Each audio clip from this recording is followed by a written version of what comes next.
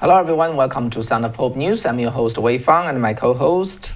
This is Kathy Zhang. How are you? Yeah, you Chinese-American journalist from San Francisco, California. So before we start, actually, I just want to ask some question about you guys. And as you see the title of the headline of our news today, we're talking about this $20 billion loss by the hedge fund on Wall Street due to a, mainstream revolt, okay? If you also bought the stock, and then can you just type it there so that we know? I just want to get your thought there. And why did you buy? And what's your purpose? Do you aware that you could lose the money? And if you so, why do you still do it? Okay, so I don't know. Maybe out of our viewers, some of you also participate in that. This is really one of the very, very rare event. Maybe it's basically it's unprecedented. Right? And common people can cause such a big loss of the Wall Street institutions. Okay, let's get to the news. And I also want to report to you about how our Chinese viewers, how they respond to that. Because I just got off from the Chinese language show, and which we discuss about that extensively. Okay, in short, as of today, the stock of the GameStop, okay, has come to not an all-time high, but nearly all-time high. And then so basically it's just I don't know how much it closed. How much is closed? It was like $197, and today I think it's $352 or something like that. Remember, 16 days ago it was $20, and the very reason, as we reported to you yesterday, is certain that there's one guy, okay, and he's a short seller. His name is Andrew Left. He run a hedge fund company called the Citron Research. All right, so not only he shorted GameStop, he also posted in his research update saying that this is whoever on the selling on the long side will lose their shirt. Something like that, which the message was shared in the social media forum. People got mad, so common people coming in, bought the stock and drive it high, so that those companies who bought short cannot cover. So anyway, the game runs to today, and the most recent news is this. Okay, the hedge fund company lost nearly $20 billion. Wow, 20 billion. The stock still shorted with $11 billion. So there's still room to run. Okay, so unbelievably, just the common people swamp in, and they just keep buying the stock, and they just send it up. And then when those shorting companies, they have to cover their position, they have to just basically move a lot of money, and then so that they can buy the stock and return it, which incurred a $20 billion loss. All right, so who's doing that? And anyway, so let me just report to you. And I also want to read, Kathy, if you can read up from our chat room to see whether we have any audience here who participate that. Miss Jane, this is from my Chinese show. He said, I bought 10, 10 stocks, right, of the GME, the GameStop. She said, I would never let them make money, even I have to lose several $1,000s. Can you believe that? And another viewer, his name is Reagan. He said, many individual investors already said they're gonna hold on, they won't sell, even they're gonna lose it to zero, and they will keep the stock as a 纪念, how to say that? As a souvenir. Souvenir. As a souvenir. And another of our viewer, Every Life Matters, he wrote. He said, this guy always follow us, okay? He said, I also jumped in, and I don't mind losing money. So another person, Helen He said, I bought 15 group. I'm going to hold on to it. I'm just going to hold on to it. So this answered my question actually before the show. Chinese show. Okay, I was talking to my co-host. I said, what's going on with those individual investors? Don't they know they come in, buy a stock of $200, $300? The stock cannot be worth that much, right? Even though it has potential, from 20, it may increase to 25 or 30. When you buy it at 200, at $200 and $300, you stand to lose money. And now I have the answer. all those tens of thousands of people rushed in only to punish those Wall Street hedge funds. Do you think it's worth it? I want to hear from you. Do you think it's worth it? So among the guests, there's a professor, economic professor from the Icahn Business School of the Southern Carolina University, okay? And he said he understands how the public sentimentality, but he said you cannot beat Wall Street. They're gonna just still making money. They're gonna win in the end. So basically his advice is don't do it. Just sell the stock and exit. I don't know, but this is first, the phenomenon is unprecedented. Okay, so those just common people moved by the same message in the same social group, social media can move in and indeed cause the major loss of hedge fund of the Wall Street. This didn't happen before. This is one thing. The second, while besides losing those $20 billion, those hedge fund and exchange platform, right? The stock exchange platform, 8 of them, okay? Discord, Citadel, Ameritrade, TD Bank, E-Trade, Weibo, and so on and so forth, okay? So at a certain point, they stop the buy. They only allow selling. So that kind of decision or policy change really outraged so many people. They said, it's just like two people are just boxing. You can hit, you could get hit. It's still a game. At a certain point, so the small guy was told that you cannot hit. You can just only take hit, and nobody would take that as any legitimate or fair maneuver. Okay, policy.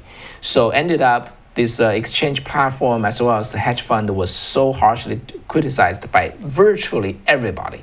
They were criticized by small investors and a VP of Facebook, Elon Musk, and politician on the left, politician on the right, and there's security exchange, commission, and so basically everybody. Everybody's just dump on them. And okay, but there are exceptions. Okay, let me share with which you. Is? Yeah, so a former Clinton SEC commissioner, her name is Laura Unger. She actually said on CNBC that she actually linked this GameStop short squeeze with the January 6th, the Capitol breach. So she said, it really puts a lot of question about the integrity of this, not unlike what we saw on January 6th at the Capitol, right? And she said, if you don't have the police in there at the right time, things goes a little crazy. Crazy, yeah. So I don't know how you think of her comments, okay? So, but at the other, there are also other on the other side. The co-founder of the Federalist, Sean Davis, he actually wrote an article to comment on the GameStop saga. He said this GameStop saga isn't about finance. It's part of the ongoing war between elites and the populists. He wrote, the rules are simple, which is heads, Wall Street wins, tails, you lose. That's the usual rule, right? So he said that the institutions set the rules, not the people. The elites, not the populace, will determine what is allowed and what isn't. So, and he said, which is why this isn't going to stop with GameStop. That's his prediction. He said it's going to replicate itself within and towards every major institution of America and the global life from here on out, whether it manifests in protests or riots or crazy elections or entire nation states removing themselves from global super governments. And he ended us by saying that once the animals figure out that the pigs in charge don't really think all animals are equal, because some animals are so obviously more equal than others, they tend get restless. Okay. So that's his comment. 1984. Oh well, remember that. Okay. All right. So it's what I want to say. I want to say something. Unfortunately, I just forgot. Anyway, so in my Chinese show, I just shared this observation. I said, I'm not economist, okay?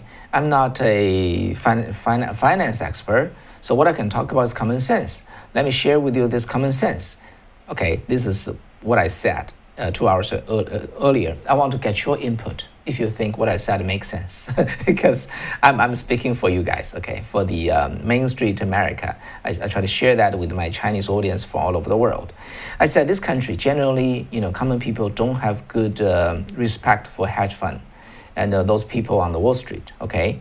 They manipulate the rule, they create derivatives, they use all kinds of, leverage, and then they just create wealth out of thin air. Okay, they just create something, and then the so-called product, financial product, which is just some formula, and they sell that formula to the unknowing public, and they make money out of there. So public make money, they make money. Public lose money, they make money too. They just make money. So on this particular issue, people just dump on them because the public really don't like those hedge fund managers, and they're not popular. They were seen as just making money, from their privileged position. Okay, so that's what happened. Okay, and then of course this time changing the rule in the middle of the game is just simply just outrageous and just anger every single person there. So do you agree what I just said? If you don't, just type it up there, because the other guest, the economist professor from the Southern Carolina University, he doesn't agree. He said, the future product, the option and the margin and so on, those are financial product that would stabilize financial market, because you have to be able to buy some goods, for the in the future for the price of now, right? So those are needed, constructive, and he said, well, you cannot prevent that. You agree with him or agree with me? I just want to get your 2 cents. Yeah, and I also saw some comments about the animal farm. I think that refers to the comments by Sean Davis from the Federalist I just shared with you. So yeah, do you agree with his comments or not?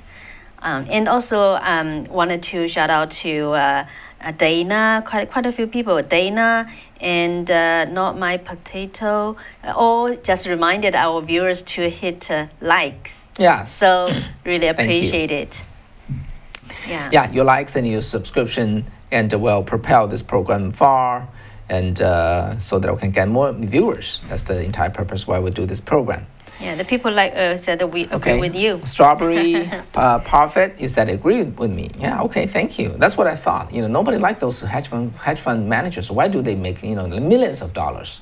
By just dredging. They're wearing suits. They go there. They don't do anything. There's no sweat. They just type on a keyboard using so-called their special knowledge. They can rake in so much money, no matter whether the stock market drop or just ascend.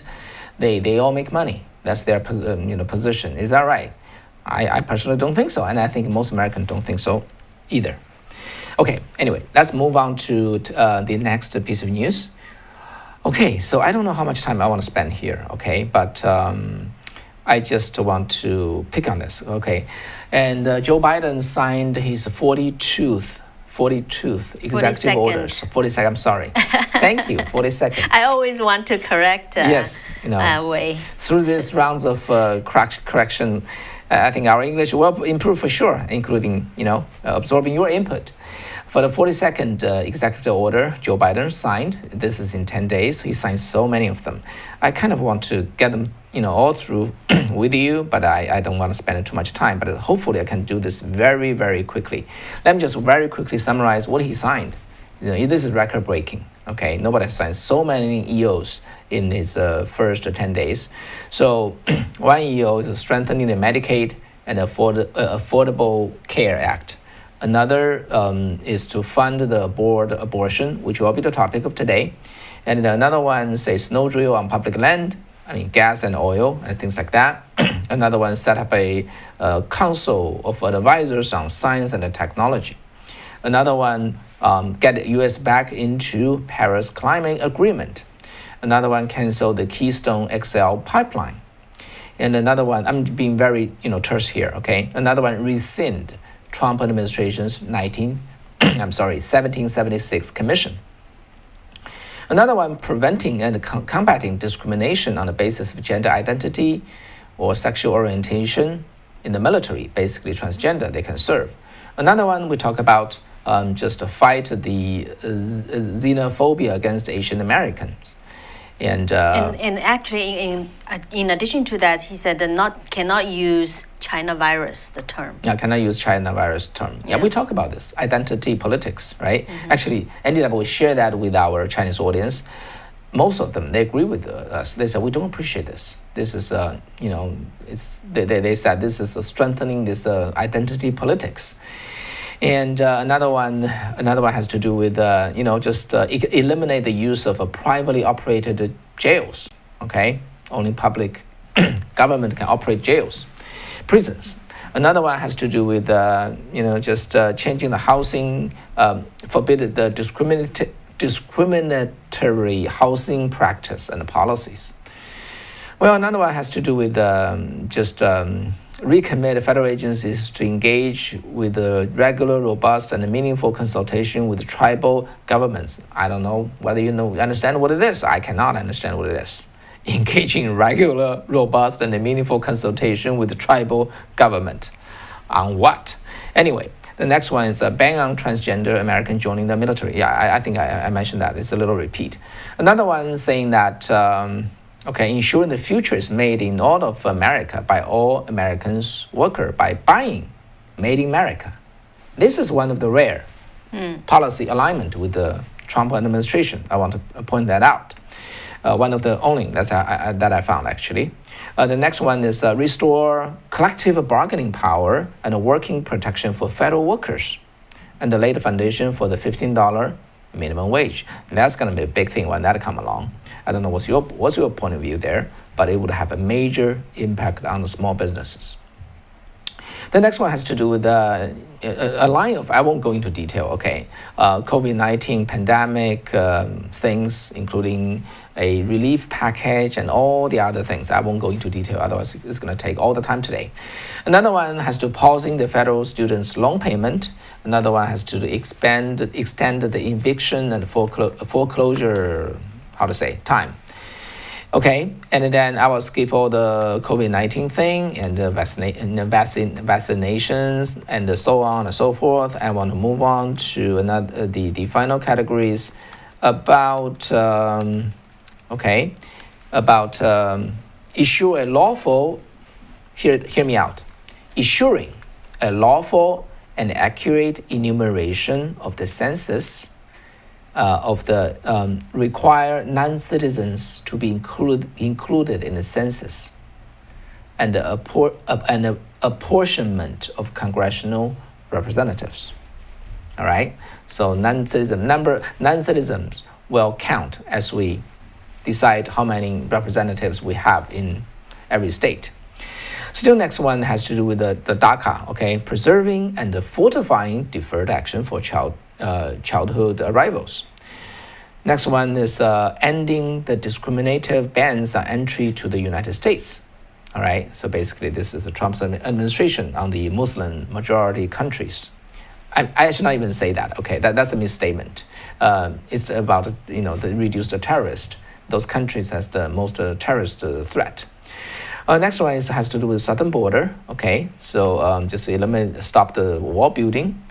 And then there's a particular one, this is about this. Well, I don't know whether you understand it. I don't. This is reinstating deferred enforced departure for liberals. For some reason, certain liberals has a lot of priority on the mind of the President Biden. And the next one is modernize regulatory review. So basically, Trump highly simplify those. Just cut the regulations, and this one reverse that. Okay, so they call it modernizing that. So that's about what he did in the last 10 days. I don't know how you think.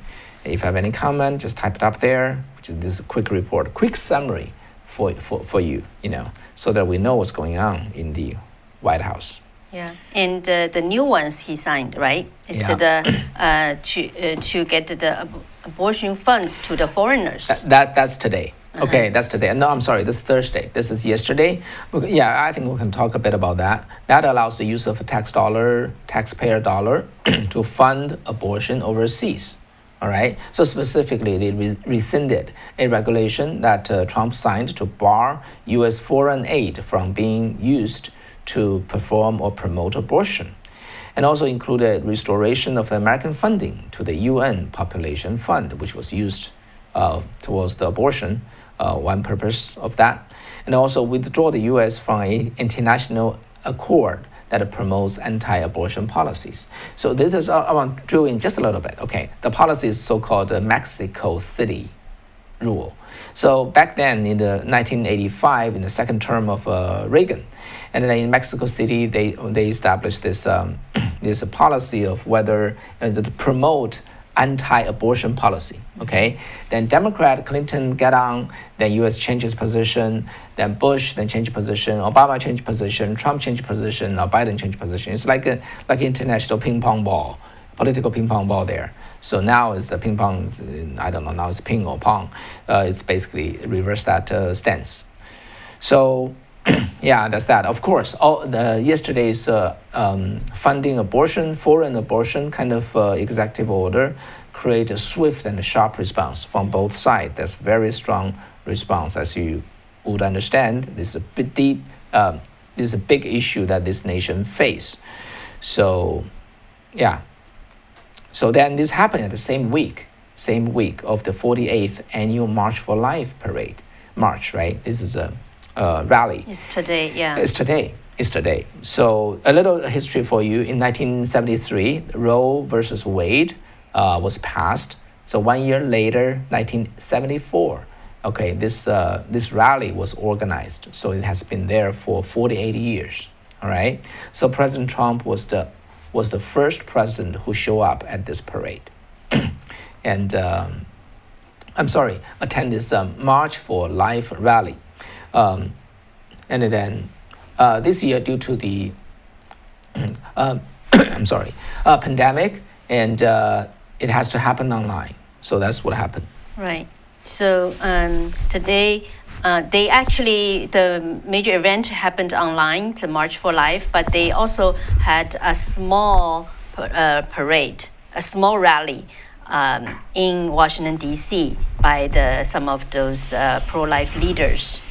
And according to the organization, the theme for this year's March for Life is to Together Strong, Life Unites.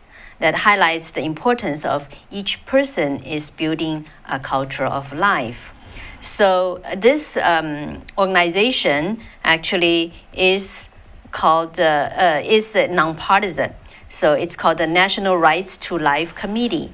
And its president, Carol Tobias, she said that one of the goals of their rally has to do with the decision overturned, regarding to the Roe versus Wade. They wanted to have this decision being overturned.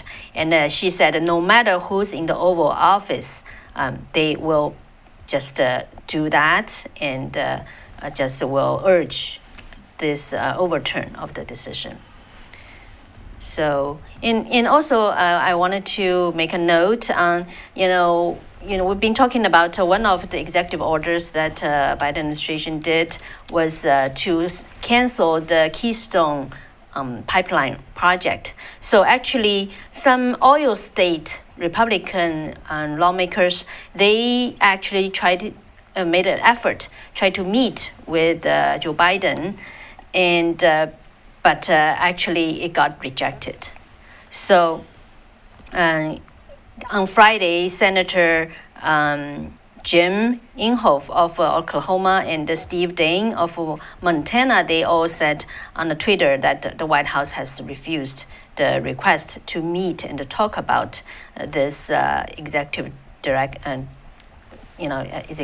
order.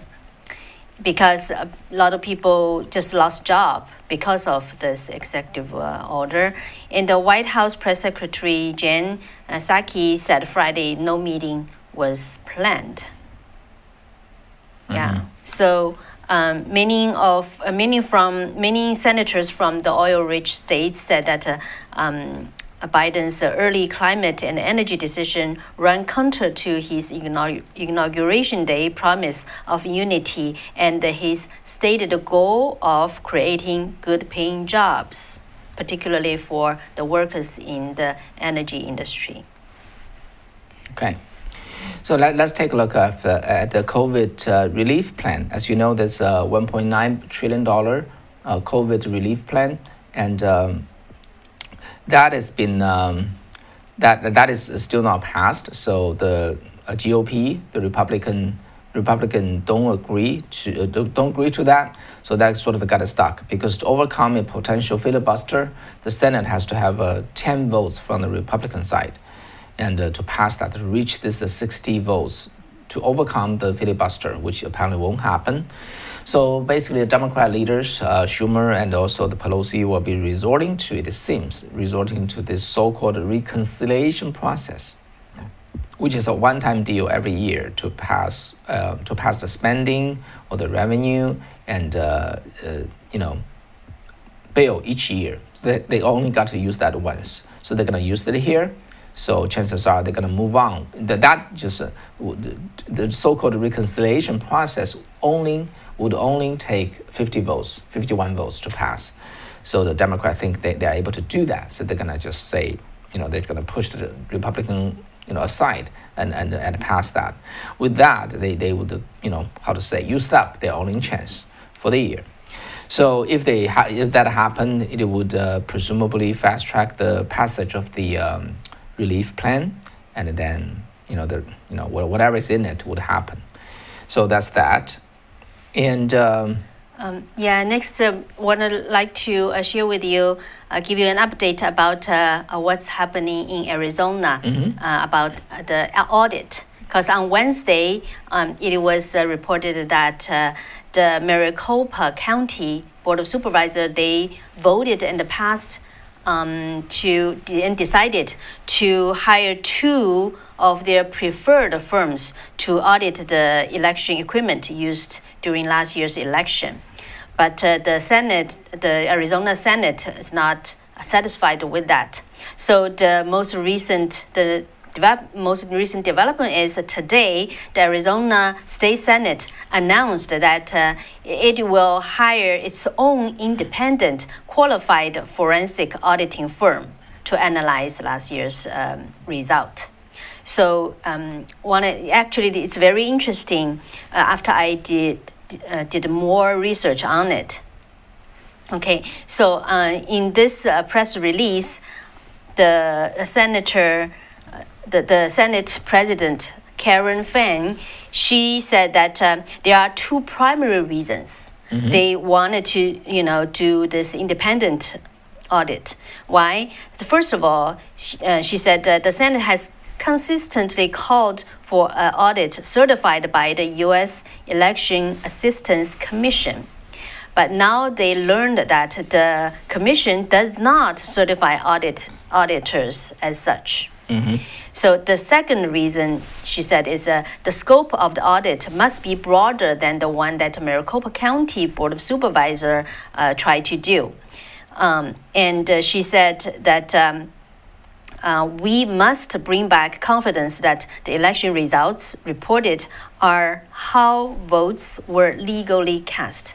The Senate's forensic audit will bring the accuracy and the detail to the process, and with that, restore integrity to the election process.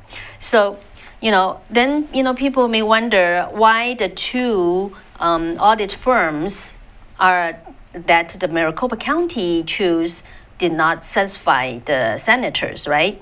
So it's very interesting. So the two audit firms one is called a Pro V&V, the other is called SLI Compliance. Okay, they are supposedly all third-party companies, and both of them claimed to, at least the Maricopa County claimed they are certified by the U.S. Election Assistant Commissions. All right, but actually, after independent search, it may not necessarily true that they were certified, because their certification was kind of in the previous years, and the certification usually runs for 2 years. So that's a question. The other thing is both of these two companies, they have very close relationship with the voting machine company. Okay, so for example, one thing is that do you still remember in Georgia Secretary of State, in November, they did an audit of the voting machine, right? They actually used one of these two companies, ProVNV. And interestingly enough, this company also, back in August of 2019, they certified those machines for Georgia. You think of it, this company is supposedly a third party, right? But they actually, first of all, they certified those voting machines before the election. And now the Georgia Secretary of State brought them back to find out if there are some problems. Do you think they will find problems? Okay. And the other company is SLI Compliance, same thing. They were used in Pennsylvania to do system testing and the certification of the voting machines in 2019. And this company also was used in Colorado to do the same thing. And then furthermore, records shows that these three companies, okay, the two, supposedly third-party company and the voting machine company, they belongs to same council. It's this council called the Election Infrastructure Sector Coordinating Council. It's a mouthful, okay, it's long. But we can show this chart, okay? Let's show this chart. They are all the members, look at that. They are all the members of this council. They are all like election-related infrastructure companies.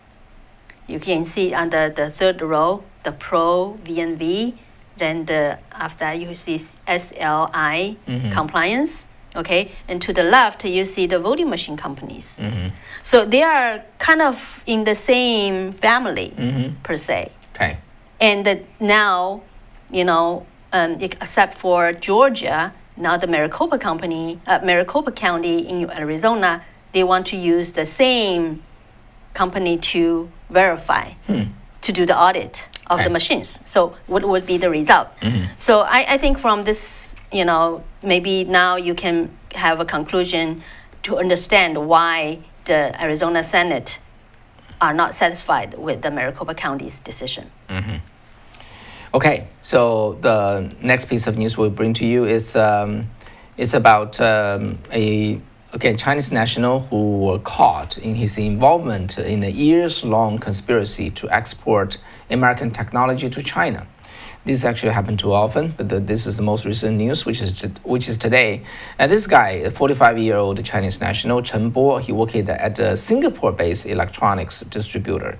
So in the last, between the year of 2012 to 2015, in a matter of 3 years, he facilitated at least 18 illegal shipment of American power amplifiers to China, okay, valued at over $800,000. And the power amplifiers often used in military applications. So and it is actually strictly export controlled. So anyway, FBI said the People's Republic of China is relentless in its pursuit of U.S. technology, much of which can be used for military purposes. He said the FBI is just as relentless in identifying and stopping those who violate export controls while doing business with China. And so this is just another case. And just earlier this month, a senior NASA scientist also pleaded guilty to lying about his connection to the Chinese espionage programs. And then in December, as you know, many of you that heard our report, the California Representative Eric Swalwell, and came under fire for his ties to Fang Fang, the suspected agent of the CCP. So this kind of thing will keep happening, okay? Because they are CCP is very vicious, and they never stop, just recruiting, and then they are just basically everywhere. And then there was a joke about I think in the book written by the two American intelligence officers, and they talk about how U.S. get intelligence, right? Mm-hmm. So there's island. On the island there's a lot of important secret. So the U.S. sending that satellite. They're just shooting down, and the satellite can penetrate the island, and they collect intelligence that way. And then Russia sent their professional spies. They were so well trained. They sneak in, come to the island at night, and then steal things, and then accomplish their mission that way. So the Chinese, they sent a cruise, okay? So hundreds of tourists, old and young, women and the men, they just stroll on the island and just check things around, and then they go back to the cruise. They dump the sand out of their shoes. Those are all the intelligence. So that's how they collect intelligence. Everybody can be at work for them. Okay, that's how they brainwashed everybody. Doing such is not illegal. It is your love. It is out of your love for the motherland, So a lot of people are tricked by that, committing, crime against U.S. and also as their new home, because they are American citizens now. So they break their allegiance to the United States of America without even knowing it's wrong. Believe it or not, they didn't know it was wrong. So that does take media like us, okay, Chinese American media. We just we tell them this is wrong. You don't break the law here. You need to uphold the value of this country, which is the last piece of free land. This is your future home. This is the future home of your children, of your children's children, and so on and so forth. And indeed, they took it in. Mm-hmm. Yeah, they took it in. Actually, that reminds me of one question. One of our viewers, he or she left a comment mm-hmm. asking us how to identify, maybe there are some Chinese Americans who are spies for the Chinese government. So I promised him, we'll talk about it. Since you mentioned about this, maybe you can just shed some lights on that. Very hard. I can only say very hard. When I try to identify Chinese spies, people like work in the Google and Apple and the high-tech companies at Cisco, and then they were trusted. A employee, I work in the high-tech industry, okay? You are high-tech industry, you work in those companies, you are trusted. You are basically trusted. You can access to all the libraries. This is software we're talking about. Software library and the intelligence of the company. And then, for them to make a copy and send that to their motherland, it just happened very often. It's very hard to identify those people. But in the community side, in the community, to identify those people who align with the CCP is easier. Like the so-called United Front, right? 统一战线, United Front, that kind of thing. There's many so-called pro-CCP organizations. For some of them, if you are a member, we know for sure that they have problems. But America is a free land, okay? So law allow that. So those organizations were set up, they were funded and supported by Chinese government. They were active, they move around, they recruit people, and they do their thing.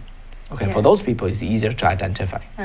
I think from my experience, because I interview a lot of different people and organizations, one advice or suggestion I can provide is that one thing is for those Chinese American organizations, you could, if you just wonder maybe your neighbor or your friends was involved in those organizations, I think you may just probe, this, or just to observe if this organization, they would invite Chinese consulate to their events. Mm-hmm. That's an indication, okay?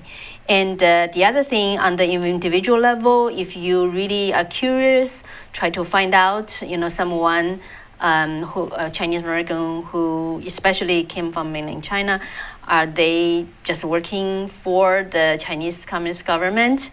I think maybe some questions you could ask.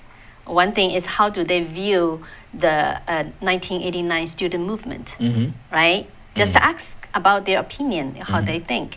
And another one is to ask them their opinion about the Chinese government's persecution on the spiritual movement of Falun Gong. Okay, it's usually these type of questions usually can be the test stones of, to figure out how these people stand on, because sometimes they will appear saying that, oh, they support the democracy, they support the freedom, but just ask some specific questions to see how they stand on that. Yeah, thank Kathy for raising that. Let me just say a bit more about this. The issue of Falun Gong actually is very, very interesting. That's a very accurate, believe it or not, that's a very accurate touchstone on telling whether somebody is aligned with the Chinese government. Because this meditation exercise was a completely harmless meditation exercise. Think about that. You sit there, you meditate. That's what they do. And their principles are based upon 3 words: truth, compassion, and tolerance. So basically, they are nobody's enemy. But because of their sheer size, 100 million people practice that before 1999. So the CCP simply just defined it as an enemy, as the adversary, as a threat of their regime. So they carry on the very, very brutal persecution against it. But to justify a persecution of a meditation group, they gotta have reasons, right? So basically, they just have to buy or force or people to take that position. So normal people who has no link up with the Chinese government, they would not get meddled here. Okay, of course, unless they were misled. But such people have become fewer and fewer. However, the group resisted in these 20 years. They just don't give in. They resist very firmly and also very softly. So ended up, they were perceived as the most enemy of the regime, believe it or not. A meditation group become the most feared enemy of the regime because they just don't give up. So they apply everything they can upon this group. So when you ask some people's opinion about, so what do you think about that meditation group called the Falun Gong? Their answer is almost 99% the touchstone of what's their attitude with the Chinese government. Because Falun Gong is nobody's enemy except the Chinese government. Believe it or not, that's just irony, Yeah, and at this time maybe it would I just noticed a piece of news related. Okay, in Virginia, a county, it's called Frederick County. Okay, Frederick County in Virginia, they actually just on the January 27th, unanimously adopt a resolution condemning the forced organ harvesting from the prisoners of conscience in China. So, as some of you may have been read about or heard about, the Chinese Communist government, one of the most brutal persecution towards the Falun Gong practitioners are harvest their organs. So actually in this county, they decided to make a statement by passing this resolution showing that they do not agree with this type of, just horrific deed by a authoritarian regime towards those people who just only try to become healthier and better persons. Yeah, well, so one viewer, one friend here, Joe Donzi, you ask, why is communism now centered in China if it began in 1917 Russia? And Putin's Russia seems to be moving away from communism. I'm confused. Yes, that's true. Okay, it's a valid question. Yes, communism was started majorly. Okay, the first nation that communism were able to take over was Russia in 1917. Okay, after they do that, because they want to push communism all over the world, right? So they send their agent, send their funding, send their weapon into China. So they actually they literally CCP was grown by the Russian the CCCP, if you still remember their name, the Communist Party of the Russia. So they actually grew out of that. It's basically a branch of the CCCP. CCP was a branch of the CCCP. And then after Soviet Union collapsed and the CCP persisted, they survived, and they realized that they cannot go long because communist nation all over the world fell apart. They collapsed. So CCP was very cunning and very, how to say, they learn fast. So they opened up the economy, introduced capitalism into it, and then people now say China is not really a communist nation. Okay, it's a mixture. It's a mixture of capitalism and communism, and but I want to tell you, okay, it has not changed a bit, contrary to how many Westerners thought, especially the Democratic Party, and they think it has changed. It has not changed a bit. Okay, all the economic openness, the capitalism introduced is used to strengthen the communism. They haven't have any bit of thought of letting go of the communism. So just give it a time. Use your strategic patience. It will not make any difference. You only give them time for them to strengthen their position, and drive. Just enable them to expand their rule, their ruling, their expansion. So this is contrary to the common sense as we perceive, right? Mm-hmm. As we know, no, it's just capitalism. Capitalism is used to help communism survive. To strengthen the power, the ruling power. So I think according to today I did a very long interview with a historian who is also very familiar with China and Asia issues. So I will, in the next week, I will share with you some of those interviews. But one thing the professor mentioned, I asked her about, why a lot of Americans don't really differentiate the leftists with the communism, right? And so one thing I can share with you regarding to the question from the viewer, why the communist the center of the communism comes to China is Chinese Communist government.